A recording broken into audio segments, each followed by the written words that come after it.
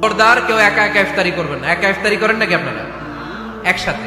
আল্লাহর হাবিব সাল্লাল্লাহু আলাইহি ওয়াসাল্লাম বললেন, কেউ যদি কাউকে ইফতারি খাওয়ায়, যিনি খাওয়ালো উনি রোজা রেখে যেই সওয়াব, খাওয়ানোর কারণে ওই সওয়াব। সাহাবারা বললেন, ইয়া রাসূলুল্লাহ, ইফতারি খাওয়ানোর মতো পয়সা তো আমাদের নাই। আল্লাহর হাবিব সাল্লাল্লাহু আলাইহি ওয়াসাল্লাম বললেন, ওয়ালাউ বিশারবাতি মা, যদি এক ঢোক পানি দিয়েও ইফতারি খাওয়া তবেও এই সওয়াব পাওয়া যাবে। ওয়ালাউ বিআযকা চিলাবান, এক ঢোক দুধ দিয়ে খাওয়ালো। ওয়ালাউ বিতামরা, একটা খেজুর দিয়ে ইফতারি করালো, এই সওয়াব। সুবহানাল্লাহ পড়েন। দুই ভাই ইফতারি করতে বসছেন, আপনার প্লেট থেকে একটা পেঁয়াজু আপনার ভাইয়ের প্লেটে দিলেন, আপনার ভাই একটা খেজুর আপনার প্লেটে দিল, দুইজনের ইফতারি খাওয়ানোর সওয়াব হয়ে গেছে। সুবহানাল্লাহ কইতে পারলেন না? পারবেন সবাই? একসাথে খাবেন না আলাদা? আল্লাহর হাবিব সাল্লাল্লাহু আলাইহি ওয়াসাল্লাম খেতে বসলে কখনো খাবারের বদনাম করতেন না। সহিহ বুখারীর হাদিস, মা আবা রাসূলুল্লাহ সাল্লাল্লাহু আলাইহি ওয়াসাল্লাম তুআমান কাত্তু, কখনো খাবারের বদনাম করেন নাই। এই 63 বছরের জীবনে কখনো না, একবারও না। ইনিশতাহাহু আকালাহু, ভাল লাগলে খাইতেন, বেশি বেশি খাইতেন। ওয়া ইন কারিহাহু তারাকা, ভালো না লাগলে রেখে দিতেন, ওটার দিকে তাকাতেন না। কিন্তু কখনো বলেন নাই লবণ বেশি হয়েছে, কখনো বলেন নাই ঝাল বেশি হয়েছে, এগুলো বললেন না। বলবেন? মহিলা প্যান্ডেলের ভাবিরা খুব খুশি, এখন খুশি হয়ে গেছে। ভাবিদেরকে বলবো, আপনারাও আপনাদের সর্বোচ্চটা দিয়ে ভাইয়ের জন্য রান্না করেন, যাতে ভাইয়ের খেতে কষ্ট না হয়, ঠিক কিনা? চেক এন্ড ব্যালেন্সের দরকার আছে না নাই? Islam is check and balance, very balanced religion, খুবই ভারসাম্যপূর্ণ জীবন ব্যবস্থা। খাবারের বদনাম করবেন না। খাবেন, খাওয়ার শেষে শুকরিয়া করবেন কার? বাসায় একসাথে খাবার খান, আলাদা আলাদা না। কিভাবে? একসাথে। যদি একান্নবর্তী ফ্যামিলি হয়, ভাই বোন চাচা মামা একসাথে, তাহলে ছেলে মেয়েরা একসাথে বসবেন না। ছেলেরা সবাই একসাথে, তাদের খাওয়া শেষ, এরপরে মেয়েরা সবাই একসাথে। আর যদি নিজের ফ্যামিলি, স্বামী স্ত্রী ছেলে মেয়ে, তাহলে সবাই মিলে একসাথে খাবেন। খাবেন কোন হাতে? বাম হাতে নাকি? আওয়াজ করে কোন হাতে? আল্লাহর হাবিব বলেছেন, লা তাকুলু বিশিমাল, বা হাতে খেও না, ফা ইন্না শাইতানা ইয়াকুলু বিশিমাল, কারণ শয়তান খায় বা হাতে। আমরা খাই কোন হাতে? ডান হাতে। খাওয়ার শুরুতে কি পড়বো? খাওয়ার পরে কি পড়বো? মনে থাকবে? বাচ্চারা উল্টা কাজ করতে পছন্দ করে বেশি। দেখবেন বাচ্চারা ডাইন পায়ের জুতা পরে বাম পায়ে, বাম পায়েরটা পরে। আমার মেয়ে সব সময় এটা করবে। আমি জুতা পরাই দিলে ঠিক, নিজে পড়লে বাম পায়েরটা দেয় ডান পায়ে, ডান পায়েরটা দেয় বাম পায়ে, আর গ্লাস ধরবে বাঁ হাতে, যতক্ষণ আমি না ঠিক করে দিব। এবং বিসমিল্লাহ বলতে ওরা ভুলে যায়, বারবার স্মরণ করিয়ে দিবেন, বারবার বারবার। এখন ওর মস্তিষ্ক নরম আর উর্বর, ভেরি ফার্টাইল ওদের মস্তিষ্ক। যেইটাই ঢুকাবেন, এখন সফটওয়্যার হিসেবে যেটা ইনস্টল করবেন ওইটা আজীবন থাকবে। চিল্লায় বলেন ঠিক কিনা? সিঙ্গাপুরে আমার প্রোগ্রাম, গত কোরবানির পরে 5 দিন টানা প্রোগ্রাম ছিল সিঙ্গাপুরে। এক ফ্যামিলি আসছে, অনেক বড় বিজনেসম্যান ওখানকার, এসে বলে, হুজুর ইউটিউবে আপনার ওয়াজ শুনে আল্লাহ আমাদেরকে হেদায়েত দিচ্ছে, কিন্তু ছেলে মেয়ে এগুলোর তো মানাইতে পারতেছি না, নামাজ পড়ে না, আপনি একটু পানি পড়া দেন। কি পড়া? আমি বললাম বয়স কত? কয় 22। আমি কই পানি পড়া না, আমারে বাইটা খাওয়াই দিলে হবে না, কারণ কাঁচা না নোয়ালে বাস, পাকলে করে টাস টাস। আগে আগে দেরি করা যাবে না, দেরি করলে কষ্ট হয়ে যায়। আল্লাহ হেদায়েত না দিলে তখন এদেরকে বোঝানো যাবে না। ছোট্ট সোনামণিরা, ওরা এখন কাদাকে যেমন খুশি তেমন ডিজাইন করা যায় কি যায় না? ডিজাইন করার পরে যখন শুকিয়ে যায় তখন আর কিছু করা যায়? তখন বাঁকা করতে গেলে কি হবে? ভেঙে যায়। একসাথে খাবেন, খাবার শেয়ার করবেন। একে অপরের সাথে খাবার শেয়ার করলে মহব্বত বাড়ায় দেয় কে? আল্লাহ তুমি কবুল করো। গুরুত্বপূর্ণ বিষয়ে সিদ্ধান্ত নিতে পারিবারিক বৈঠক করুন। Family meeting. কি মিটিং করেননি? না নিজের ইচ্ছা মতো সব সিদ্ধান্ত? ওয়াশাবিরহুম ফিল আমর ফাইদা আযামতা ফাতাওয়াক্কাল আলাল্লাহ। মুশাওয়ারা করো, পরামর্শে বরকত আছে না নাই? অনেক বরকত, অনেক। আল্লাহর হাবিব সাল্লাল্লাহু আলাইহি ওয়াসাল্লাম পরামর্শ করতেন। অনেক লম্বা লম্বা হাদিস আছে, এগুলো বললে অনেক রাত হয়ে যাবে, আমি ওদিকে আর গেলাম না। পরামর্শ করবেন। 8 নাম্বার 7 নাম্বার ছিল কি করবেন, কি করবেন? স্ত্রীর পরামর্শের গুরুত্ব আছে। আল্লাহর হাবিব সাল্লাল্লাহু আলাইহি ওয়াসাল্লাম নিজেও অনেক জায়গায় স্ত্রীর পরামর্শে বেঁচে গিয়েছেন। বিষ্ণু সাল্লাল্লাহু আলাইহি ওয়াসাল্লামের মাথায় বুদ্ধি আসতেছে না, আম্মাজান উম্মে সালামা রাদিয়াল্লাহু তাআলা আনহা হুদাইবিয়া সন্ধির সময় বুদ্ধি দিলেন, ওই বুদ্ধিতে কাজ করার সাথে সাথে প্রবলেম সলভড। মনে করেন না যে ওনাদের মাথায় বুদ্ধি নাই, অনেক চিকন বুদ্ধি আছে, কাজে লাগাবেন, মাঝে মাঝে নিবেন। ছেলে মেয়েদের সাথে পরামর্শ করবেন যে বাবা আমি তো এটা ভাবতেছি, নতুন একটা জায়গা কিনতে চাই, একটা ফ্ল্যাট কিনবো, তোমাদের কি পরামর্শ, কেমন করলে ভালো হয়? পরামর্শের দরকার আছে না নাই? অনেকে জুনিয়রদেরকে দাম দিতে চায় না, মাঝে মাঝে জুনিয়ররা সিনিয়রদেরকেও হার মানায়, চিল্লায় বলো ঠিক কিনা?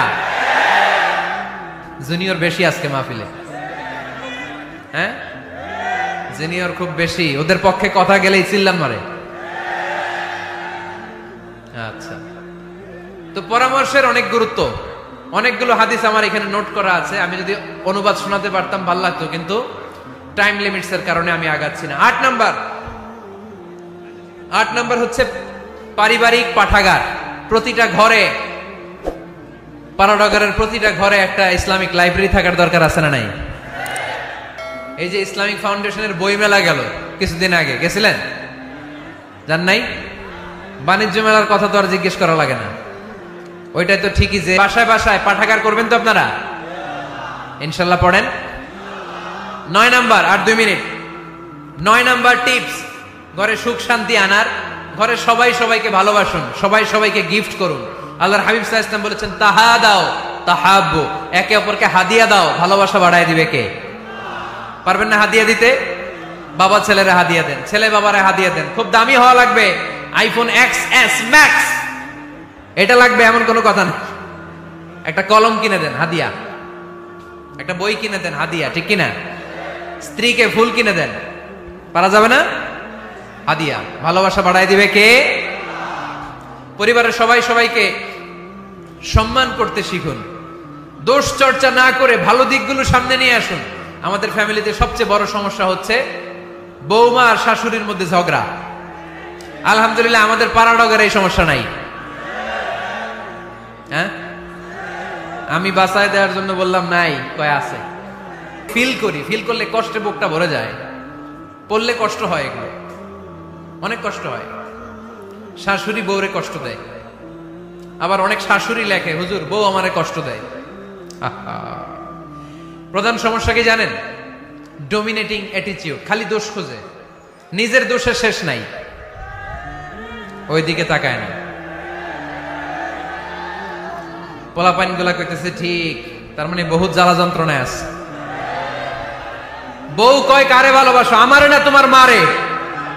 মা কয় কারে চাস? আমারে না তোর বউরে। মাঝখান দিয়ে আমগো জীবন তেজপাতা, ঠিক কিনা?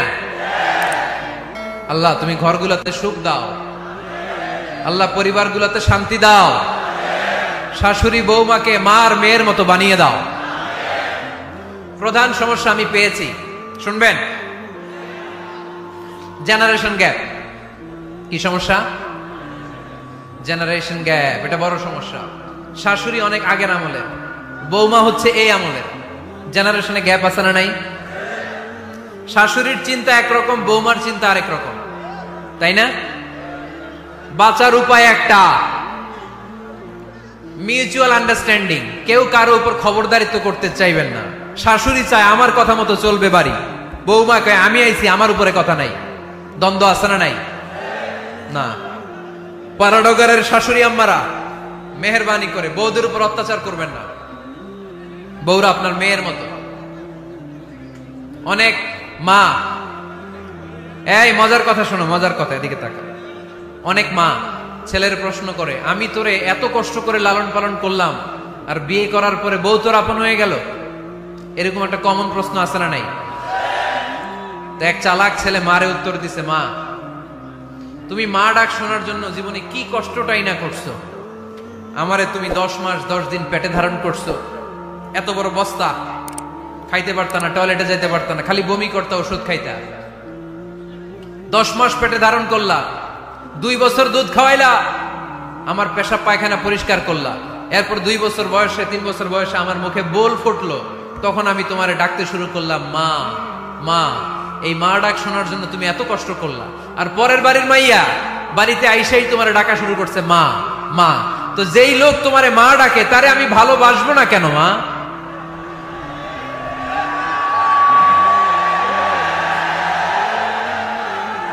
ঠিক কিনা?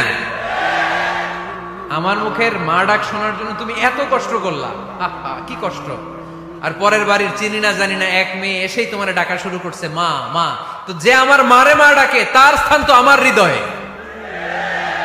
ঠিক কিনা? প্রথমে শাশুড়ি আম্মারা শোনেন, মহিলা প্যান্ডেলের শাশুড়িরা, ছেলের বউয়ের উপর রাগ করেন না। আপনার অনেক অভিজ্ঞতা আছে, বৌমার কোনো অভিজ্ঞতা আছে? নতুন এক্সপেরিয়েন্স নাই। বৌমাকে একটু সময় দেন, একটু গুছায় নিতে দেন, পারবে। রান্না ভালো হয় না, পারবে। ঘুম থেকে দেরিতে উঠবে আস্তে আস্তে। আপনাদের সাথে মানায় চলতে পারে না, পারবে, সব পারবে। আপনিও একদিন পারতেন না। আপনি যখন প্রথম বৌমা হয়ে গেছিলেন ওই কথাগুলো খেয়াল করেন, আপনার দিনগুলো তখন কেমন কেটেছিল। এজন্য পাড়াডগাইয়ের শাশুড়ি আম্মারা, বউদের উপর জুলুম করেন না, অত্যাচার করবেন না। অনেক শাশুড়ি আছে পান থেকে চুন খসলে বদদোয়া দেয় বৌমারে, আছে না নাই?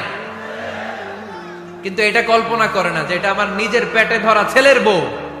এই মেয়ের বদদোয়া দিলে তো আমার ছেলের পরিবারের ক্ষতি, আমার নাতি নাতনিদের ক্ষতি। এই কমন যোগ বিয়োগটা বুঝে না। এটা করবেন না, কষ্ট দিবেন না বৌমাকে। খেয়াল রাখবেন, আপনি যদি আপনার বৌমাকে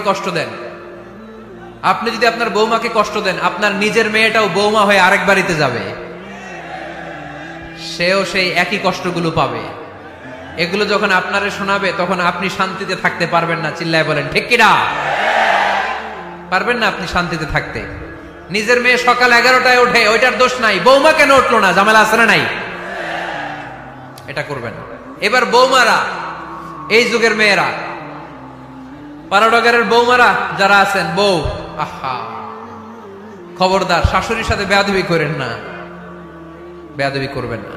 শাশুড়ি আপনার মায়ের মতো। কিসের মতো? আপনি আপনার বাড়ি ছেড়ে নতুন বাড়িতে আসছেন, এটাই আপনার বাড়ি। বৌমারা খেয়াল করে শোনেন, আপনার মা ছেড়ে আপনি আসছেন, এই মহিলাই আপনার মা। বাবা ছেড়ে দিয়ে আসছেন, এই শ্বশুরই আপনার বাবা।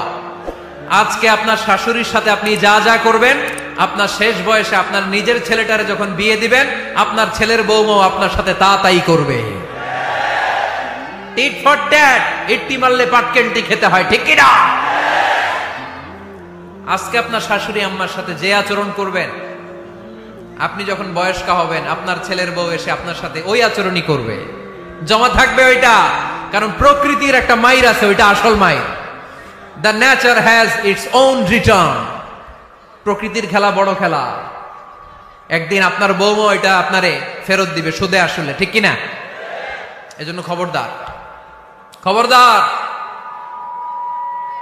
শাশুড়ির দোয়া নেন, পাশে আম্মা নাই, এটা আপনার আম্মা। বৌমারা কি করে আপনারা শাশুড়িদের মন জয় করবেন, আমি খুব সহজে আপনাদেরকে শিখাই দিচ্ছি।